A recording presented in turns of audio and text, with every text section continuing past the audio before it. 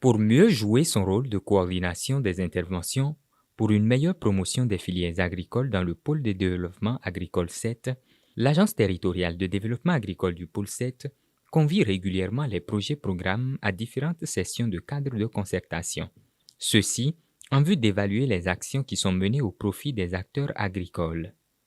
La deuxième session 2023 de ce cadre de concertation ATDA 7 projet-programme a eu lieu ce vendredi 8 décembre 2023 à Commet et à Grand Popo. Nous avons voulu procéder autrement au lieu que de rester en salle pour interroger les projets, programmes, passer en revue les réalisations des uns et des autres, les difficultés rencontrées et réajuster les approches des uns et des autres. Nous avions opté pour une descente sur le terrain pour visiter les réalisations de ces projets et programmes. Les réalisations de 3 différents projets ont été visitées.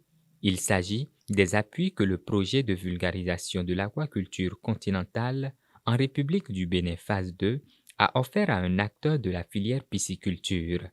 Puis ensuite, la délégation s'est rendue sur la ferme Viva Matepo qui, pour sa part, a bénéficié des appuis du projet d'appui au développement agricole et à l'accès au marché PADAM.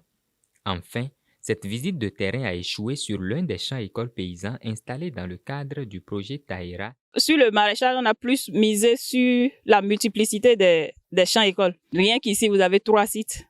Parce que les femmes sont une dizaine ici sur ce site, par exemple, qui suivent. Sur un autre site, elles seront encore une dizaine, ainsi de suite. Donc, c'est juste pour enseigner cette technique-là de lutte contre les nématodes à travers l'association Tomates-Oignons qu'on voit ici.